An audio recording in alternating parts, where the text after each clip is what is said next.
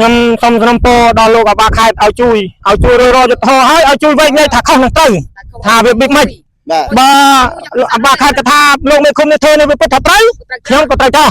តែបើលោកអាបាខេតកថាលោកពេញពូនេះក៏ធ្វើមិនត្រឹមត្រូវអានោះខ្ញុំរយុទ្ធធរទៅមុខទៀតបាទលោកពេញពូក៏អាចទៅយកម្ចាស់វិញនេះគឺជាទង្វើទុច្ចរិតខ្ញុំហ៊ានថាទង្វើទុច្ចរិតរបស់មេឃុំដោយអាងថាខ្លួនជាមេឃុំគឺជាប់តំណែងបានទួនាទីជាមេឃុំដោយប្រជាពលរដ្ឋគ្រប់គ្រងបាទស្រឡាញ់ប៉ុន្តែបើធ្វើទង្វើបែបនេះណាបើបោះឆ្នោតបុគ្គលណាបើលោកពេញពូជាប់ជាមេឃុំចំកោកដាក់ខ្លែងមកជាប់គេស្រឡាញ់បាក់បងប្អូនប្រជាពលរដ្ឋស្រឡាញ់បាក់បាទតែបើលោកពេញពូធ្វើទង្វើនេះគឺប៉ះពាល់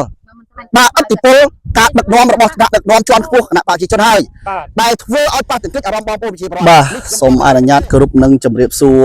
ទៅដល់ពុកម៉ែបងប្អូនបាទលោកលាវតាថ្ងៃនេះគឺថ្ងៃ19ខែ3ឆ្នាំ2025ថ្ងៃនេះខ្ញុំបាទយោធយន្តបាទនឹងក្រុមការងារអ្នកសារព័ត៌មាន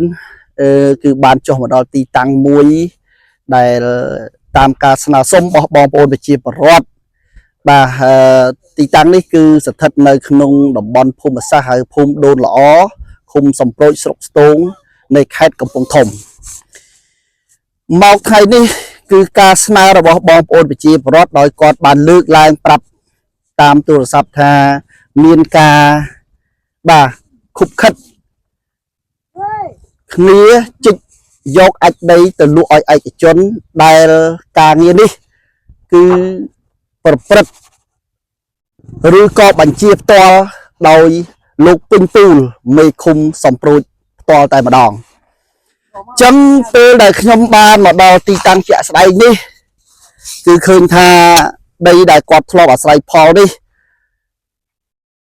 បើតាមការលើកឡើងរបស់គាត់គឺច្រើនឆ្នាំមកហើយគឺដីចំណុចទីតាំងដែលយើងកំពុងឈរនេះប៉ុន្តែច្រើនឆ្នាំកន្លងមកគឺមិនដែលមានបញ្ហាពាក់ព័ន្ធអ្វីទាំងអស់គឺគាត់អាស្រ័យផលធម្មតាធ្វើជាស្រូវឡើងទឹកធ្វើជាអីធម្មតាទៅលើទីតាំងដីនេះសម្រាប់តែរយៈពេលប្រហែលថ្ងៃនេះគឺមានហេតុការណ៍មួយកើតឡើងដែលក្រោមការបញ្ជារបស់លោកពេញពូលមេឃុំសំប្រូចឲ្យក្រុមគ្រឿងចាក់មកកាយយកអាចដីនេះជម្រៅប្រហែលជា3ម៉ែត្រជាងបើតាមទំហំយើងមើលគឺជាង3ម៉ែត្រទៅក្រោមដោយយកអាចដីនេះទៅលក់ឲ្យឯកជននៅខាងនោះបាទតិចទៀតចាំយើងទៅថតយកកន្លែងទីតាំងដែលដឹកអាចដីនេះយកទៅលក់ដែលក្រុមអាជីវករដែលធ្វើអាជីវកម្មជីកអាចដីយកទៅលក់ដែលបានសហការគ្នាជាមួយនឹងលោកពេញពូលមេឃុំសំប្រូចបាទយ៉ាងល្អដោយបំផ្លាញដោយធ្វើឲ្យប៉ះពាល់ដល់អារម្មណ៍បងប្អូនប្រជាពលរដ្ឋដែលបានកាន់កាប់លើដីនេះអ្វីដែលយើងទទួលព័ត៌មានបានពីបងប្អូនប្រជាពលរដ្ឋគឺគាត់បានមកហាមឃាត់ហើយប៉ុន្តែលោកពេញពូលបានលើកហេតុផលមួយថាជាដីតាពាំងជាកម្មសិទ្ធិរបស់រដ្ឋមិនមែនកម្មសិទ្ធិរបស់លោកពេញពូលទេបាទគឺជាកម្មសិទ្ធិរបស់រដ្ឋប៉ុន្តែលោកពេញពូលមិនបានដឹកយកអាចដីនេះទៅបម្រើផលប្រយោជន៍សាធារណៈសម្រាប់ប្រជាពលរដ្ឋនោះទេសូមបញ្ជាក់ទៅកាន់ពុកម៉ែបងប្អូនស្ដាយបានគឺលោកពេញពូលសហការគ្នាជាមួយនឹងក្រុមអាជីវករដឹកអាចដីលក់ជីកយកដីតំបន់នេះទៅចាក់ឲ្យឯកជនដើម្បីធ្វើជាកន្លែងមួយផ្សេងសម្រាប់អាជីវកម្មរកស៊ីបពុរបស់ខ្លួនចំណុចនេះហើយដែលបងប្អូនប្រជាពលរដ្ឋគាត់បានលើកឡើងថាលោកមេឃុំនេះពិតជាខុសខើណាស់ចូលចិត្តឈ្លោះជាមួយនឹងបងប្អូនប្រជាពលរដ្ឋខ្លួនឯងកូនចៅខ្លួនឯងគិតថាយ៉ាងម៉េចធ្វើឲ្យបានផលប្រយោជន៍សម្រាប់ខ្លួននិងបពុរបស់ខ្លួនបាទអញ្ចឹងចង់ដឹងបន្តនៅការកាន់កាប់ដីទីនេះផ្ទាល់យើងជួបនឹងម្ចាស់គាត់ឲ្យគាត់លើកឡើងពីអតីតកាលដែលគាត់បានកាន់កាប់ដីនៅតំបន់នេះសូមបញ្ជាក់ថាដែលលោកពេញពូលអះអាងថាដីនេះជាដីតាពាំងដីក្លុកបើយើងវាស់ពីចិញ្ចើមភ្លឺមកគឺជម្រៅចាស់ប្រហែលជា5ទឹកទេបាទដីក្លុកហ្នឹងប្រហែលជាជម្រៅប្រហែលជា5ទឹកទេបាទចង់និយាយថាកន្លះម៉ែត្រប៉ុន្តែឥឡូវលោកពេញពូលបានជីកចុះទៅក្រោមអស់ប្រហែលជា2ម៉ែត្រទៅ3ម៉ែត្រដែរជីកចូលទៅយកអាចដីទៅលក់ឲ្យឯកជនអញ្ចឹងសូមជួបជាមួយនឹងម្ចាស់កាន់កាប់ដីផ្ទាល់ជួយប្រាប់ឈ្មោះ បាទការរស់នៅរាល់ថ្ងៃហើយរួចរៀបរាប់ពីដំណើររឿងក្នុងការកាន់កាប់ដីនឹងអាស្រ័យផលនេះសូមជួយ បាទណែខ្ញុំអាស្រ័យផលនៅកន្លែងនេះយូរហើយខ្ញុំបានណែខ្ញុំមនមីន បាទរស់នៅភូមិណា រស់នៅភូមិដូល្អឃុំសប្រូចស្រុកស្ទូង បាទហើយខ្ញុំបានអាស្រ័យផលនៅលើដីនេះកាន់កាប់ក៏វាយូរវាយទៅហើយកាលពីមុនមកមិនដែលមានគិតណែមានថាតពងរដ្ឋតពងអុយនឹងផលប្រយោជន៍រដ្ឋអីអត់ទេអត់ដែលមានទេនេះលបងខ្ញុំធ្វើទាំងអស់នេះខ្ញុំធ្វើលបងសិតតលបងខ្ញុំកាន់កាប់ហើយខ្ញុំឲ្យបងខ្ញុំធ្វើរោងទៀតធ្វើរោងអាស្រ័យផលនៅកន្លែងនេះដេកចាំកន្លែងនេះប៉ុន្តែលោកពេញពូគាត់មកគាត់ថាជាបោះរដ្ឋគាត់ថាទូតពងគឺតពងបោះរដ្ឋហើយខ្ញុំក៏អត់មានអុយនឹងហាមខត់ឲ្យគាត់ដែរបើស្អីខ្ញុំគ្រាន់តែរបងយន្តមករជាយុទ្ធធម៌មួយថាហេតុតែម៉េចបានតែរបស់រដ្ឋតែខ្ញុំចំណែកទៅព្រងទីទៅនោះក៏គេចាក់ដីលុបក៏បានគេរិញលុបបានបាក់ពូកខ្សែហគាត់តែសម្រាប់ខ្ញុំក៏ថាសមត្ថរដ្ឋឥឡូវខ្ញុំគ្រាន់តែឲ្យលោកបងមកជួយរយុទ្ធធម៌ដើម្បីឲ្យបងប្អូនខ្ញុំដែលមិនសុខចិត្តនៅក្នុងការងារនេះបាទ ដីនេះគឺបងបានកាន់កាប់ពីត្រឹមពេលណាមកដែរជួយបញ្ជាក់ប្រវត្តិនៃការកាន់កាប់ហើយការកាន់កាប់នឹងធ្វើអីខ្លះនៅកន្លែងនេះដីនេះកាលពីបងខ្ញុំកាន់កាប់2007គាត់អាស្រ័យផលធ្វើតែស្រែទេអត់មានណាសូវធ្វើអីទេម្យ៉ាងទៀតគាត់ធ្វើស្រែជួនកាលទៅបានធ្វើជួនកាលទៅអត់បានធ្វើដោយសារតើវាគាត់ខ្វះខាតទៅអត់បានធ្វើបាទដល់ពេលអាស្រ័យផលតាំងពី2007មកបាទតាំងពីគេគល់មកដល់ពេលនេះទៅគាត់ទេមកឲ្យខ្ញុំកាន់កាប់បន្តមកទៀត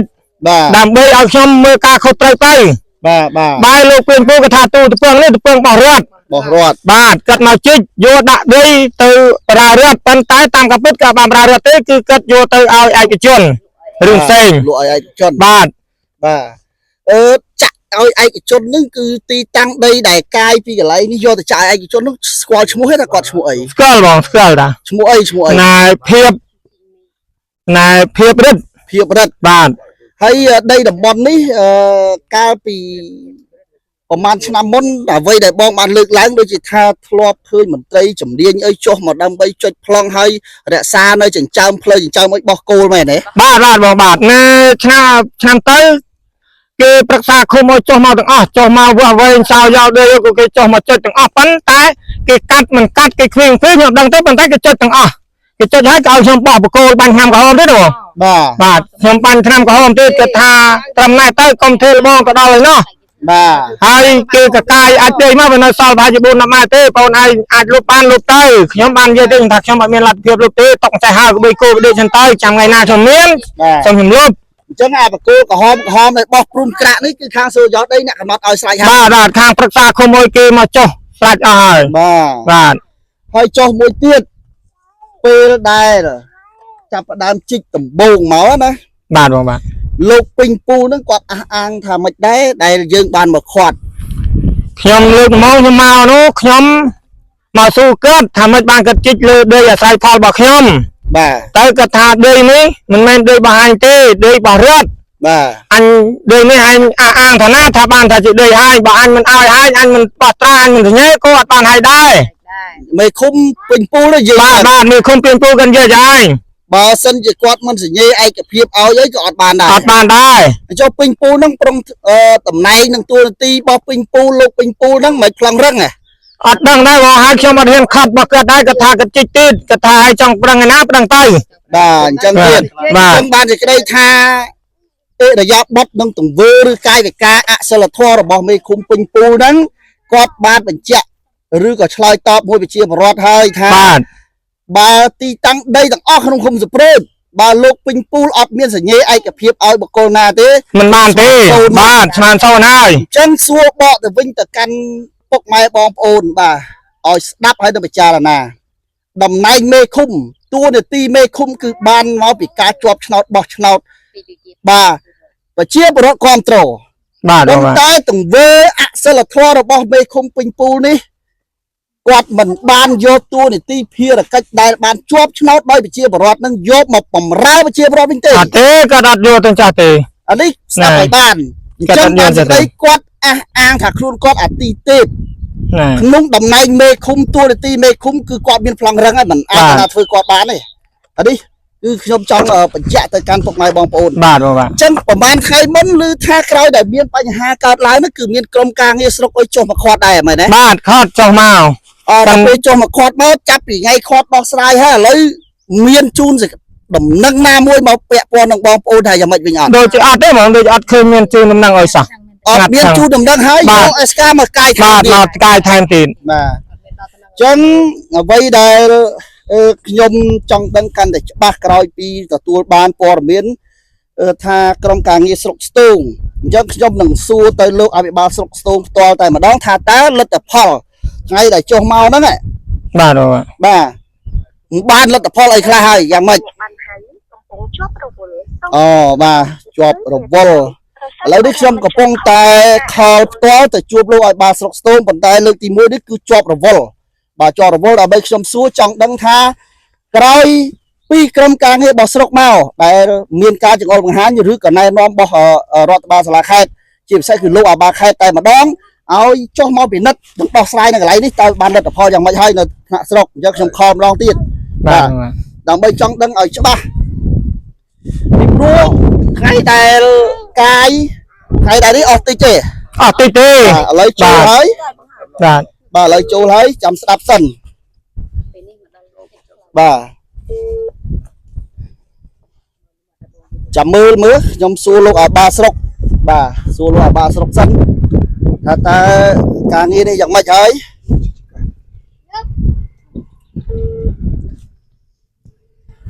បាទឥឡូវកំពុងតែចូលហើយតែមិនទាន់បានទទួលទូរស័ព្ទទេបាទមិនទាន់បានទទួលទូរស័ព្ទទេបាទចូលហើយ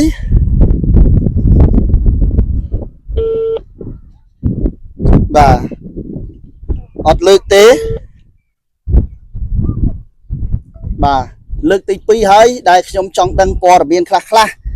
សម្រាប់យកមកលើកចែកជូនបងប្អូនប្រជាពលរដ្ឋក៏ដូចជាមហាជនឲ្យបានដឹងនេះគឺថាលោកអភិបាលស្រុកបាទស្ទូងលោកអត់បានទទួលទូរស័ព្ទយើងទេអញ្ចឹងការងារនេះយើងនឹងសាកសួរនៅពេលក្រោយអ្វីដែលយើងបានធ្វើវីដេអូនេះហើយនឹងសាកសួរការពិតថាតើរឿងនេះវាយ៉ាងម៉េចឥឡូវរឿងរ៉ាវដែលបានលើកឡើងកន្លងមកនេះថាដូចជាជ្រាបហើយចុងក្រោយតើយើងសនុំពោមិនទៅថ្នាក់ដឹកនាំដើម្បី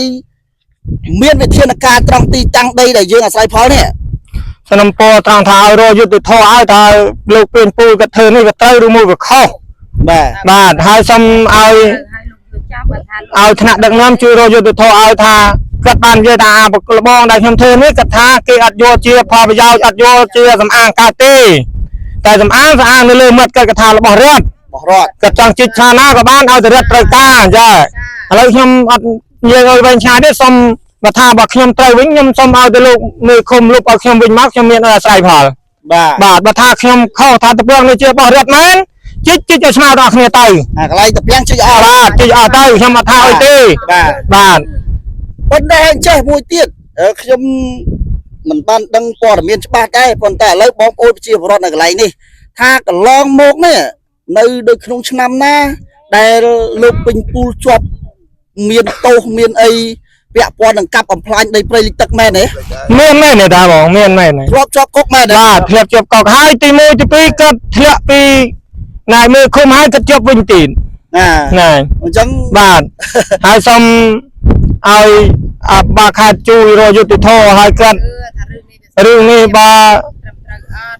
បាខេត្តកថាត្រឹមត្រូវខ្ញុំក៏មិនទៀមទាឲ្យវិញហាទៀតដែរប៉ុន្តែចង់ដឹងថាគាត់ធ្វើប្រហែលថ្ងៃមុននេះគាត់បាក់2ដងហើយប៉ុន្តែគាត់អត់ទាន់បានជួនដំណឹងថាខុសឬត្រូវនៅឡើយទេគាត់យកអ៊ិចមកកាប់បង្ហើយចំណងមានខាងអាជ្ញាធរស្រុកអត់មានហៅយើងឲ្យទៅដោះស្រាយនៅស្រុកប្រាប់ពីហេតុផល1 2ទេពេលឃុំនេះយកគ្រឿងចាក់មកជីកអស់លីងទៀតអត់បាទនេះមកយកមកជីកបង្ហើយទៀតចឹងការសនុពរបន្តតិចទៀតតែសនុពរតិចយើងនឹងទៅថតនៅកន្លែងដែលកាយអាចដីនេះយកទៅលក់អញ្ចឹងសនុពរយ៉ាងម៉េចសូមឲ្យលោកអាបាខេត្តឬក៏សូមឲ្យលោកអាបាស្រុកនឹងគាត់ជួយដោះស្រាយយ៉ាងម៉េចហើយទៅដោះស្រាយយ៉ាងម៉េចដោយឥឡូវនេះខ្ញុំចុចទៅលោកអាបាស្រុកចង់ដឹងការងារខ្លះតែគាត់បានលើកទូរស័ព្ទយើងទេបាទខ្ញុំសូមសនុពរដល់លោកអាបាខេត្តឲ្យជួយរយុទ្ធធរឲ្យជួយវិញថាខុសនឹងត្រូវថាវាបិទមិន បាទ បើអាបាខាតកថាលោកមេឃុំនេះធ្វើនេះវាពិតថាត្រូវខ្ញុំក៏ត្រូវចោះ បាទ តែបើលោកបាខាតកថាលោកពេញពូនេះក៏ធ្វើមិនត្រឹមត្រូវអានោះខ្ញុំរកយុត្តិធម៌ទៅមកទៀត បាទលោកពេញពូត្រូវតែអាចដីយកម្ចាស់ បាទ វិញ ទៅវិញ ថាភាពថាកាត់ទៅរត់ខ្ញុំក៏អត់ទំនាយឲ្យដែរតែបងស្ដាប់ខ្ញុំមិនបាន ណែ បាទ បាទ បាទ រត់ទាំងអស់គ្នាក៏ធ្វើឲ្យតាមមុខក៏មួយ បាទអរគុណណាស់មុននឹងបញ្ចប់នេះខ្ញុំសូមបញ្ជាក់ទៅកាន់ពុកម៉ែបងប្អូនទៀតថាទីតាំងដីដែលកំពុងតែមានបញ្ហាពាក់ព័ន្ធនឹងលោកមេឃុំសហការគ្នាជាមួយនឹងឈ្មោះរកស៊ីដឹកអាចដីលក់នេះបានមកកាយចំទីតាំងដីដែលបងប្រុសខាងនេះធ្លាប់អាស្រ័យផលច្រើនឆ្នាំមកហើយដោយលោកមេឃុំអះអាងថាទីតាំងនេះគឺជាដីរបស់រដ្ឋផ្ទះលោកពេញពូលក៏ជារបស់រដ្ឋដែរបាទដីលោកពេញពូល រត់ពីកាត់មកទាំងអស់ គឺជាដីរបស់រដ្ឋដែរណារបស់រដ្ឋដែរមិនតមានកម្មសិទ្ធិទេ ខ្ញុំបានយើងគាត់ទៀតថាចោបើលោកមេឃុំឯងថារបស់ណារបស់រដ្ឋក៏ដីលោកមេឃុំឯង4-5កន្លែងរាប់ពាន់ហាត់នោះមិនរបស់រដ្ឋ អូលោកមេឃុំមានដីរាប់ពាន់ហាត់ គាត់មានដីដល់រាប់ពាន់ហាត់ហើយគាត់មកជំនីកណោះទៅពងបងប៊ូគាត់លោកមិនឲ្យគោក្បីគេដល់ផឹកទឹកផងតែគាត់ថាដីប៉ុណ្ណាគាត់ថារបស់រដ្ឋ បាទ ហើយបានខ្ញុំសំណុំពរទៅលោកអាបាខែថាតើចង់ដឹងថារស់ខុសនៅត្រូវមិនអាចទេដល់ទៅពងនេះវារបស់រដ្ឋមែនអត់ ទេប៉ុន្តែធ្វើឲ្យយុទ្ធធម៌ បាទបើថារបស់រដ្ឋមែនបើថាពិតជារបស់រដ្ឋមែនឲ្យលោកពេញពូជិះឲ្យស្មារភាពគ្នាកុំឲ្យជិះខ្ញុំ ឥឡូវលោកអាបាស្រុកលោកបានខលមកខ្ញុំវិញហើយចាំស្ដាប់អ្វីដែលខ្ញុំបានសាកសួរខ្លះបាទចាំស្ដាប់សិនលោកអាបាស្រុកលោកខលមកហើយលោកបងបាទបងឥឡូវថ្ងៃនេះខ្ញុំមកដល់ចំណុចទីតាំងដីដែលមេឃុំកាយដីរបស់បងប្អូនប្រជាពលរដ្ឋឈ្មោះមីនហ្នឹងណា បាទ ចេះបងចង់ដឹងខ្លះថាក្រោយពេលដែលថ្ងៃមុនថាក្រុមការងារស្រុកលោកបានចុះមកពិនិត្យនិងហាមឃាត់គ្រឿងចាក់មិនឲ្យមានការកាយបន្តរងចាំការដោះស្រាយអញ្ចឹងហ៎បង ទេចង់ចុះទៅមើលទីតាំងជាក់ស្ដែងណា បាទ បាទ ដល់ពេលឥឡូវនេះក្រោយពេលដែលមើលទីតាំងជាក់ស្ដែងហើយតើដំណោះស្រាយទីតាំងហ្នឹងតើយ៉ាងម៉េចវិញបង ខកកំលេងអត់ដែរ